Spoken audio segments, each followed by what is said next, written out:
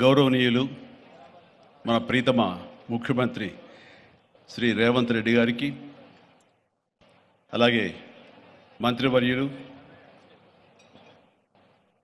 Tourism minister Jupally Krishnarao గారికి, ఇతర శాసనసభ్యులకు, ఎంపీ పార్లమెంట్ సభ్యులకు, మా సీఎం రమేష్ గారికి, ఇతర ఆహ్వానితులకు, నాయకులకు, మీడియా మిత్రులకు, ఇక్కడ విచ్చేసినటువంటి ఆహ్వానితులకు, అలాగే ఇక్కడ పనిచేస్తున్నటువంటి కార్మికులకు, ప్రతి ఒక్కరికి నా హృదయపూర్వక నమస్కారాలు.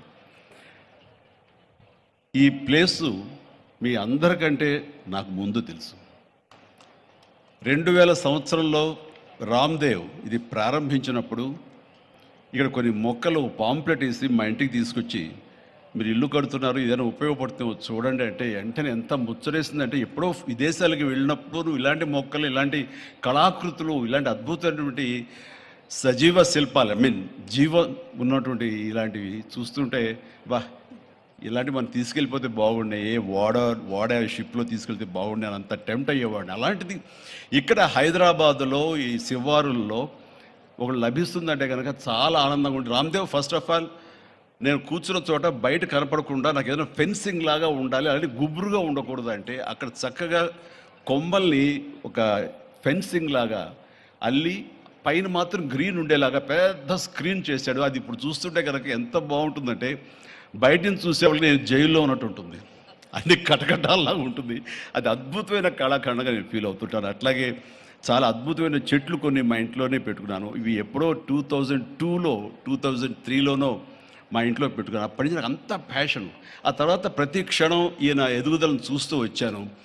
ఎక్కడ నాకు ఈయన రామ్దేవ్ ఒక వ్యాపారవేత్తలా కనబడ్డాడు, ఒక కళాకారుల్లా కనబడతాడు. అందుకే నా మనసుకి అత్యంత దగ్గరగా అయ్యాడు. ఆ తర్వాత ఏదైనా వస్తే కనుక చూస్తారా మొక్కలు అంటే, ఇదివరకంటే ఏదో వేలల్లోనో లక్షల్లోనూ చెప్పేవాడు, ఇప్పుడు కోట్లలో ఉందంట కదయ్యా. ఇప్పుడు నా సంపద అంతంత మాత్రమే ఉంది, కొనలేనేమో అన్నారు. కానీ చూడండి సార్, వస్తే మీరే టెంప్ట్ అవుతారు. ఇప్పుడు గౌరవ ముఖ్యమంత్రి గారితో పాటు అన్నీ వీక్షిస్తుంటే ఎంత టెంప్టింగ్ ఉందంటే, ఇవన్నీ మన ఇంట్లో పెట్టేసుకుంటే ఎంత బాగుంటుంది అనిపిస్తుంది. అంత అందంగా దీనికి కావాల్సిందని వ్యాపార దృక్పథం కాదు, కళాకారుల హృదయం, కళా హృదయం ఉండాలి. నా మటుకు నేను అతని ఒక కళాకారుడుగాను, ఒక ఆర్టిస్ట్గా చూస్తాను. నేను అంత తపన లేకపోతే, అంత ఇష్టం లేకపోతే సుదీర్ఘకాలం 24-25 ఇయర్స్ పాటు దీని మీద ఎక్స్పెరిమెంట్ చేస్తూ, ఎన్నో చోట్ల రీసెర్చ్ చేస్తూ, ఎక్కడెక్కడ ఏమేమి మొక్కలు దొరుకుతాయి, ఎక్కడెక్కడ ఈ శిలాకృతులు దొరుకుతాయి, ఆ శిలలు ఇక్కడ ఎలా తీసుకురావాలి అని దాని మీద అది దుర్భేద్యం అనుకోకుండా ఇది సాధ్యమే, ఇది మన ప్రాంతం వాళ్ళకి, మన హైదరాబాదుకి, మన స్టేట్కి అందం తీసుకొచ్చేది, మన దేశంలోనే గొప్పగా చెప్పినటువంటి గొప్ప పార్క్ అవుతుందని ఆయన మనసులో మెదిలిన ఆలోచన, ఆయన పడ్డ కష్టం, తీసుకున్న శ్రమ ఈ రోజున ఇక్కడ అద్భుతమైన కళాఖండంగా ఇన్ని ఎకరాల్లో చోటు చేసుకుందంటే కనుక నా భూతో నా భవిష్యత్తు.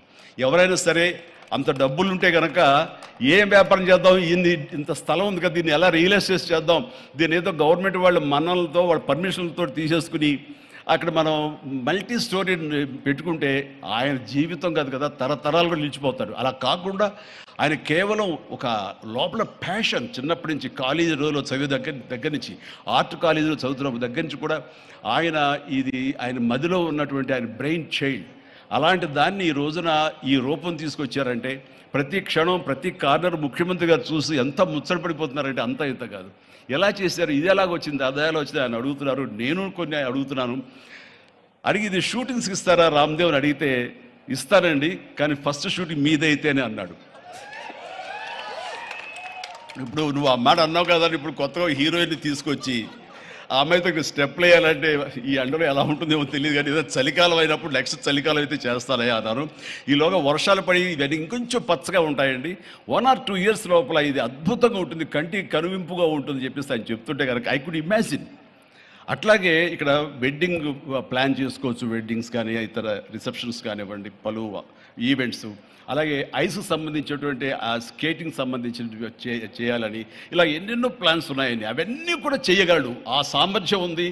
అలాగే ప్రభుత్వం కూడా ఖచ్చితంగా సపోర్ట్ చేస్తారు, అందుకు సమాయుత్తమై ఉన్నారు ఆయన. అందుకనే ఎంతో బిజీగా ఉన్నారు సీఎం గారు. వాళ్ళు చూస్తే కనుక మనుషులు ఇంటి చుట్టూ ఉన్నారు. అవన్నీ అన్నీ పక్కకు పెట్టి, ఈ ప్రోగ్రామ్స్ అన్ని పక్కకు పెట్టి, నిన్నటిదాకా ఆయన ఎలక్షన్ క్యాంపెయిన్ ఎక్కడో చేసి వేరే రాష్ట్రాల్లో వచ్చి రామ్దేవ్ మీద ఈ ప్లేస్ మీద ఎంతో ప్రేమ లేకపోతే, ఇలాంటి దాన్ని మనం ఎంకరేజ్ చేయాలి అని ఆయన ఉద్దేశం లేకపోతే ఇంత ఓపికగా ఈ ఎండ్లో ఆయన వచ్చేవారు కాదు. ఫస్ట్ ఆఫ్ ఆల్ ఆయన ఇక్కడికి వచ్చి దీన్ని ఎంకరేజ్ చేస్తున్నందుకు వారికి మనస్ఫూర్తిగా అభినందనలు తెలియజేస్తున్నాను ముఖ్యమంత్రి గారికి. ఎందుకంటే అలాంటి వాళ్ళు అనుకుంటేనే, వాళ్ళ కళ్ళలో పడితేనే, వాళ్ళు ఇంప్రెస్ అయితేనే దీనివల్ల ఎంతోమందికి ఉపాధి కలుగుతుంది, ఇది ఎంతోమందికి కనువిందు కలుగుతుంది. మరి ఎంతోమంది ఈ ప్లేస్ని వాళ్ళ ఈవెంట్స్కి ఉపయోగించుకుంటారు. తద్వారా టూరిజం పెరుగుతున్న ఉద్దేశంతో కూడా మన జూపల్లి కృష్ణారావు గారు దీన్ని ఎంకరేజ్ చేయడం కోసం సమాయత్తమై ఉన్నారు. అలా ప్రభుత్వ సహకారాలు దీనికి మెండుగా ఉంటాయని ఆశాభావం వ్యక్తం చేస్తూ, మీరు ఏదైతే కనుక ఊహించారో రామ్దేవ్, అది త్వరలో ఖచ్చితంగా అవుతుంది. ఇవి అద్భుతమైనటువంటి ఒక ల్యాండ్ మార్క్ అవుతుంది, ఒక కళాకృతి అవుతుంది. అది రాష్ట్రానికి వన్నీ తీసుకొస్తుంది, హైదరాబాద్కి తలమానికంగా ఉంటుంది.